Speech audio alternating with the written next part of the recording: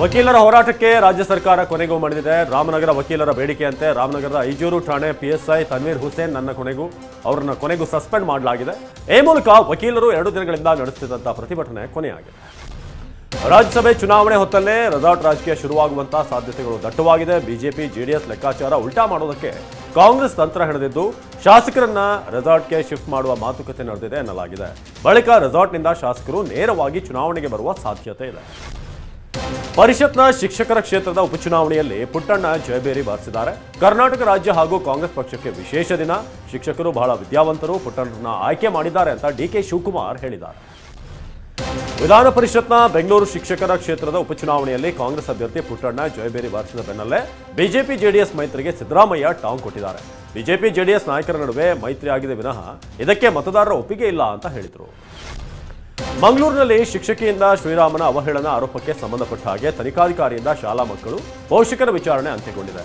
7ನೇ ತರಗತಿ ಹಾಗೂ ಬೇರೆ ತರಗತಿಯ ಮಕ್ಕಳ ಹೇಳಿಕೆಯನ್ನ ತನಿಖಾಧಿಕಾರಿಗಳು ದಾಖಲು ಮಾಡಿಕೊಂಡಿದ್ದಾರೆ.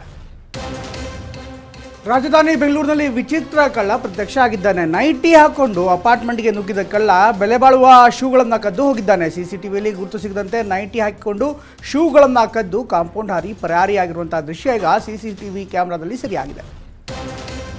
ಬರಪೀಡಿತ ಚಿಕ್ಕಮಗಳೂರಿನ ಕಡೂರು ತಾಲೂಕಿನ ರೈತರಿಗೆ ಅನಿವಾರ್ಯವಾದದ್ದೇ ಅಡಿಕೆ ಬೆಳೆ. ಸಾವಿರಾರು ಹೆಕ್ಟೇರ್ನಲ್ಲಿ ಅಡಿಕೆ ಬೆಳೆದಿದ್ದ ರೈತರು ಇದೀಗ ಬಿಸಿಲ ಬೇಗೆಗೆ ಸುಟ್ಟು ಕೊರಕಲಾಗಿದೆ. ಹಚ್ಚ ಹಸಿರಿನಿಂದ ರಾರಾಜಿಸ್ತಾ ಇದ್ದಂಥ ಅಡಿಕೆ ಮರಗಳು ನೀರಿಲ್ಲದೆ ಈಗ ಒಣಗಿದ್ದು ಬೆಳೆಗಾರರು ಸಂಕಷ್ಟದಲ್ಲಿದ್ದಾರೆ. ಉತ್ತರ ಕನ್ನಡ ಜಿಲ್ಲೆಯ ಶಿರಸಿಯ ಗಣೇಶ್ ನಗರದಲ್ಲಿ ಅಂಗನವಾಡಿಯ ಮಕ್ಕಳ ನೀರಿನ ದಾಹ ನೀಗಿಸಲು ಗೌರಿ ನಾಯಕ್ ಏಕಾಂಗಿಯಾಗಿ ಬಾವಿ ತೋಡ್ತಾ ಇದ್ದರು. ಆದರೆ ಅಧಿಕಾರಿಗಳಿಗೆ ಇವಳ ಕಾರ್ಯದಿಂದ ಮುಜುಗರ ಉಂಟಾಗಿ ಕೆಲಸಕ್ಕೆ ಬ್ರೇಕ್ ಹಾಕಿದ್ದಾರೆ. ಸ್ಥಳಕ್ಕೆ ಬಂದ ಅಧಿಕಾರಿಗಳು 30 ಅಡಿ ಆಳದ ಬಾವಿ ಮುಚ್ಚಿ ಹೋಗಿದ್ದಾರೆ. ಬಡಜನರ ಬಾಳಿಗೆ ಬೆಳಕಾಗಲಿ ಅಂತ ಸರ್ಕಾರ ಬೆಳಕು ಯೋಜನೆ ಜಾರಿಗೆ ತಂದಿದೆ. ಆದರೆ ಕೊಡಗು ಜಿಲ್ಲೆಯ ಈ ಯೋಜನೆ ಈಗ ಹಳ್ಳ ಹಿಡಿದಿದೆ. ಬಡವರ ಮನೆ ಇನ್ನೂ ವಿದ್ಯುತ್ ಸಂಪರ್ಕವೇ ಬಂದಿಲ್ಲ, ಮೀಟರ್ ಬೋರ್ಡ್ ಕೂಡ ಹಾಕಿಲ್ಲ. ಆದರೂ ಚೆಸ್ಕಾಂನಿಂದ ಬಡವರಿಗೆ ವಿದ್ಯುತ್ ಶುಲ್ಕ ಕಟ್ಟಿ ಅಂತ ಸಾವಿರಾರು ರೂಪಾಯಿ ಬಿಲ್ ಬಂದಿದೆ. ಮಂಗಳೂರು ಬಳಿಯ ದೇರಳಕಟ್ಟೆಯ ಖಾಸಗಿ ಕಾಲೇಜಿನ ವಿದ್ಯಾರ್ಥಿನಿ ದಿಢೀರ್ ನಾಪತ್ತೆಯಾಗಿದ್ದಾಳೆ. ಕೋಟೆಕಾರ ಬಳಿಯ ಖಾಸಗಿ ಪಿಜಿಯಿಂದ ಯುವತಿ ಕಾಣೆಯಾಗಿದ್ದಾಳೆ. ತಂದೆ ಮೃತಪಟ್ಟಿದ್ದು ದೊಡ್ಡಪ್ಪನ ಆಶ್ರಯದಲ್ಲಿದ್ದಂಥ ವಿದ್ಯಾರ್ಥಿನಿ ನಾಪತ್ತೆಯಾಗಿದ್ದರ ಬಗ್ಗೆ ಉಳ್ಳಾಲ ಠಾಣೆಗೆ ದೂರು ನೀಡಲಾಗಿದೆ.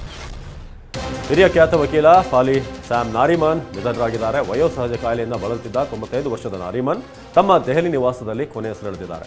ರಾಜ್ಯದ ನೀರಾವರಿ ಯೋಜನೆಗಳಾದ ಕಾವೇರಿ, ಕೃಷ್ಣಾ, ಮಹದಾಯಿ ಜಲ ವಿವಾದದ ಪರ ನಾರಿಮನ್ ರಾಜ್ಯದ ಪರವಾಗಿ ಸುಪ್ರೀಂ ಕೋರ್ಟ್ನಲ್ಲಿ ವಾದ ಮಂಡಿಸಿದರು. ಕೇಂದ್ರ ಸರ್ಕಾರದ ಜೊತೆಗೆ 4ನೇ ಮಾತುಕತೆ ವಿಫಲವಾದ ಬಳಿಕ ರೈತರು ಇಂದಿನಿಂದ ತಮ್ಮ ಹೋರಾಟಗಳನ್ನು ಮತ್ತಷ್ಟು ತೀವ್ರಗೊಳಿಸ್ತಾ ಇದ್ದಾರೆ. ದೆಹಲಿಗೆ ಮುತ್ತಿಗೆ ಹಾಕೋದಕ್ಕೆ ಹರಿಯಾಣ, ಪಂಜಾಬ್ನ ಶಂಭುಗಡಿಯಲ್ಲಿ ಸಾವಿರಾರು ರೈತರು ಬೀಡುಬಿಟ್ಟಿದ್ದಾರೆ. ಶಂಭುಗಡಿಯಲ್ಲಿ ಅಳವಡಿಸಲಾಗಿರುವಂತಹ ಬ್ಯಾರಿಕೇಡ್ ಮತ್ತು ತಡೆಗೋಡೆಗಳನ್ನು ಒಡೆದು ನುಗ್ಗಲು ರೈತರು ಪ್ಲಾನ್ ಮಾಡಿದ್ದಾರೆ. ಇದಕ್ಕಾಗಿ ಬೃಹತ್ ಗಾತ್ರದ ಜೆಸಿಬಿ, ಹೈಡ್ರಾಲಿಕ್ ಯಂತ್ರಗಳನ್ನು ರೆಡಿ ಮಾಡಿಕೊಂಡಿದ್ದಾರೆ. ದೆಹಲಿ ಚಲೋಗೆ ಹೊರಟಿರೋ ರೈತರು ಇಂದು ತಮ್ಮ ಹೋರಾಟವನ್ನು ಮತ್ತಷ್ಟು ತೀವ್ರಗೊಳಿಸ್ತಾ ಇದ್ದಾರೆ. ಆದರೆ ರೈತರು ಶಾಂತಿಯುತವಾಗಿ ಪ್ರತಿಭಟನೆ ಮಾಡಲಿ ಅಂತ ಕೇಂದ್ರ ಕೃಷಿ ಸಚಿವ ಅರ್ಜುನ್ ಮುಂಡಾ ಮನವಿಯನ್ನು ಮಾಡಿದ್ದಾರೆ. ಚಂಡೀಗಢ ಮೇಯರ್ ಪಟ್ಟ ಕೊನೆಗೂ ಕಾಂಗ್ರೆಸ್ ಆಪ್ ಪಾಲಾಗಿದೆ. ಜನವರಿ 30ರಂದು ನಡೆದಿದ್ದ ಮೇಯರ್ ಚುನಾವಣೆಯಲ್ಲಿ ಚುನಾವಣಾಧಿಕಾರಿ ಅನಿಲ್ ಮಸೀ ಅಕ್ರಮವೆಸಗಿದ್ದು ಬಿಜೆಪಿ ಅಭ್ಯರ್ಥಿ ಗೆಲ್ಲಲು ನೆರವಾಗಿದ್ದರು. ನಿನ್ನೆ ಮತಪತ್ರಗಳನ್ನೇ ಪರಿಶೀಲನೆ ನಡೆಸಿದ ಸುಪ್ರೀಂ ಕೋರ್ಟ್ ಅಸಿಂಧು ಆದ 8 ಮತಗಳನ್ನು ಪರಿಗಣಿಸಿ ಮಹತ್ವದ ತೀರ್ಪು ನೀಡಿದೆ. ಸುಪ್ರೀಂ ಕೋರ್ಟ್ ತೀರ್ಪು ಹೊರಬೀಳ್ತಾ ಇದ್ದಂತೆ ಕಾಂಗ್ರೆಸ್ ಮತ್ತು ಆಪ್ ಪಾಳ್ಯದಲ್ಲಿ ಸಂಭ್ರಮ ಮನೆ ಮಾಡಿತ್ತು.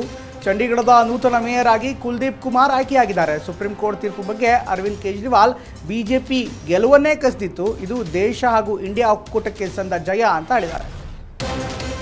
ಪಶ್ಚಿಮ ಬಂಗಾಳದ ಸಂದೇಶ್ ಕಲಿಯಲ್ಲಿ ನಡೆದ ಹಿಂಸಾಚಾರ ಖಂಡಿಸಿ ಬಿಜೆಪಿ ನಾಯಕರು ಪ್ರತಿಭಟನೆ ನಡೆಸ್ತಾ ಇದ್ದಾರೆ. ನಿನ್ನೆ ಗ್ರಾಮಕ್ಕೆ ಭೇಟಿ ನೀಡುವ ವೇಳೆ ಬಿಜೆಪಿ ನಿಯೋಗವನ್ನು ಪೊಲೀಸರು ತಡೆದಿದ್ದರು. ಈ ವೇಳೆ ಸಿಖ್ IPS ಅಧಿಕಾರಿ ವಿರುದ್ಧ ಖಲಿಸ್ತಾನಿ ಎಂಬ ಪದ ಬಳಕೆ ಮಾಡಲಾಗಿದೆ ಎಂದು ಖುದ್ದು ಅಧಿಕಾರಿ ಜಸ್ಪ್ರೀತ್ ಸಿಂಗ್ ಆರೋಪಿಸಿದ್ದಾರೆ.